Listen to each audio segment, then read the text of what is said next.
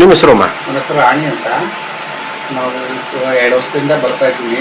ನನಗೆ ತುಂಬ ಅನುಕೂಲ ಆಗಿದೆ. ನಮ್ಮೂರಲ್ಲಿ ಒಂದು ಸ್ವಲ್ಪ ಪ್ರಾಬ್ಲಮ್ ಆಗಿದೆ. ವಾಮಾಚಾರ ನಡೀತಿತ್ತು. ತುಂಬ ಕಷ್ಟದಲ್ಲಿದ್ದು ನಮ್ಮ ತಂದೆಗಳೆಲ್ಲ ತೀರೋಗಿದ್ರು.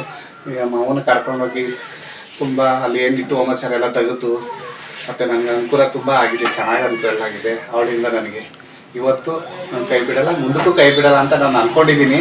ನನಗೆ ತುಂಬ ಅಂದರೆ ಹೇಳ್ಕೋಬಾರ್ದು, ಅಷ್ಟು ನನಗೆ ಅನುಕೂಲ ಆಗಿದೆ ಇದೆ ಚಾಮುಂಡಮ್ಮನಿಂದ. ಅಮ್ಮ, ವಾಮಾಚಾರ ಅಂದ್ರೆ ಮನೇಲಿ ಮಾಡ್ಸಾಕಿದ್ರ ಇಲ್ಲ ಜಮೀನಲ್ಲಿ ಮಾಡ್ಸಿದ್ರ? ಮನೆ ಕಟ್ತಾ ಇದ್ದ, ಹೊಸ ಮನೆನ ಕಾಂಪೌಂಡ್ ಪಕ್ಕ ಮಾಡಿ ಇಟ್ಟು ಎಷ್ಟು ದಿನ ಆಗಿತ್ತು ಗೊತ್ತಿಲ್ಲ.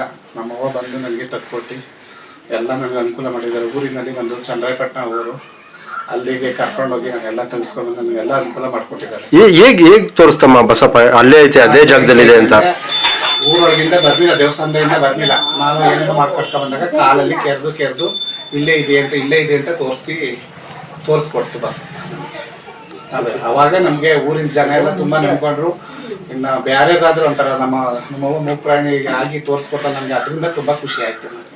ಅದು ಅಮ್ಮ, ತುಂಬಾ ಜನ ಕಷ್ಟದಲ್ಲಿ ಇರ್ತಾರೆ, ಅವ್ರಿಗೆ ಏನ್ ಹೇಳಕ್ ಇಷ್ಟಪಡ್ತೀರಾ? ಅವರು ಬಂದು ಬಗೆಹರಿಸ್ಕೊಳ್ಳಿ ಅಂತ ನಾನು ತುಂಬಾ ಕೇಳ್ಕೊತೀನಿ. ಅವ್ರಿಗೆ ಗೊತ್ತಿರ್ತದೆ, ನಿಮ್ಮಿಂದ ನೀವು ಬಂದಿದ್ದೀರಾ, ನೀವು 4 ಜನಕ್ಕೆ ತಿಳಿಸ್ಕೊಟ್ರೆ ಅವರು ನೋಡಿ ಬಂದು ಇದು ಪ್ರಾಬ್ಲಮ್ ಎಲ್ಲ ತೀರಿಸ್ಕೊಳ್ಳಿ ಅಂತ ಕೇಳೋದು ಇಷ್ಟಪಡ್ತೀನಿ ನಾನು. ಥ್ಯಾಂಕ್ಸ್.